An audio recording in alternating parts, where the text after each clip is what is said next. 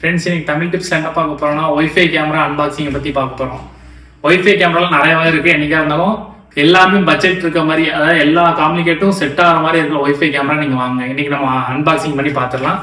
குயிக்காக நீங்கள் முடிச்சிருவோம் உங்களுக்கு.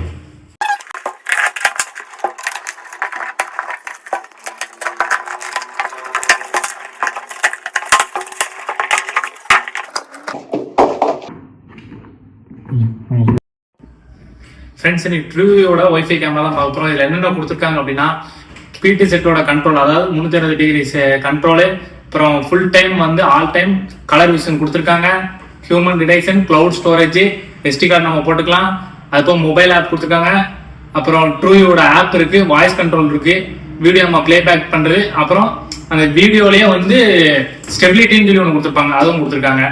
இது என்ன மாடல் அப்படின்னா, நமக்கு வந்து 4 MB உள்ளது, 4G சிம்மு போட்டுக்கலாம், அந்த ரேட்டிங்ல வராது. இது எதுக்கு நான் சொல்றேன் அப்படின்னா, ஒரு சிலர் வந்து இப்போ ஒய்ஃபைக்குன்னு சொல்லி கேமரா வாங்கிடுவாங்க. ஒய்ஃபை கேமரானா மேக்ஸிமம் வந்து ஒன்று தான் யூஸ் பண்ற மாதிரி, ஒரு நம்ம சிம்மு போட்டு யூஸ் பண்ற மாதிரி இல்லாம இந்த மாதிரி கேமரா வாங்கினீங்க அப்படின்னா, சிம்மு, ஒய்ஃபை, லேன் எதுக்குன்னா, இப்போ ஒரு நம்ம வீட்டில் NVR இருக்கு அப்படின்னா இந்த கேமரா வந்து NVR மாத்திக்கலாம்.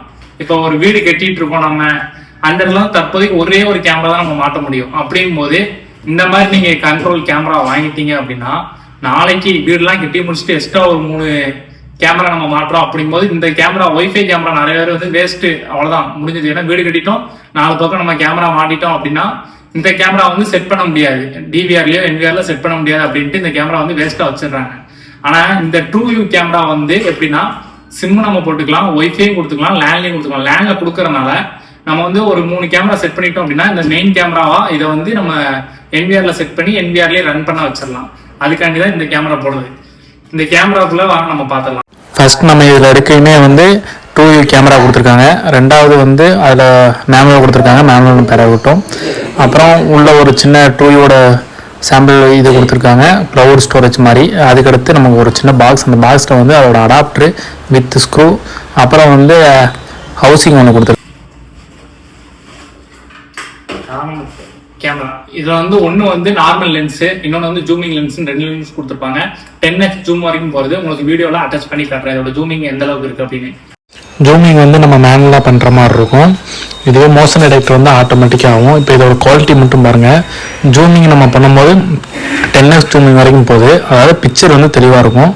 இப்போ நம்ம 10x ஜூமிங்கில் பண்ணிட்டு நம்ம பார்க்கும்போது வண்டியோட நம்பர் பிளேட் இருந்தால் இது வந்து லைவாக தான் போயிட்டுருக்கு, லைவ்லேயே பாருங்கள். மேனுவலாக இதோட ஆட்டோமேட்டிக் மோஷன் டிடெக்டர் வந்து மேனுவலாக திரும்ப இது நம்ம வந்து ஒரு ஸ்லாட்ல வந்து நம்ம சிம் கார்டு, இன்னொரு ஸ்லாட்ல வந்து மெமரி கார்டும் போட்டுக்கலாம், ரீசெட் பட்டன் கொடுத்துருவாங்க. இது போக இது வந்து சிம்மு போடலனாலும் பக்கத்தில் நமக்கு ஒய்ஃபை இருந்துச்சுன்னா ஒய்ஃபை வச்சு ஆக்சஸ் பண்ணிக்கலாம்.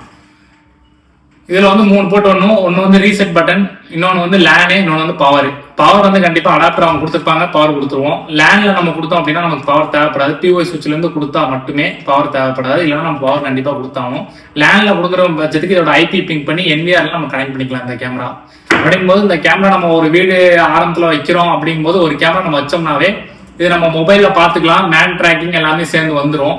ஹியூமன் எங்கிட்டு போறாமோ அதுக்கு தகுந்த மாதிரி இதுவும் அட்ஜஸ்ட்மெண்ட் ஆகிக்கும் இந்த கேமரா.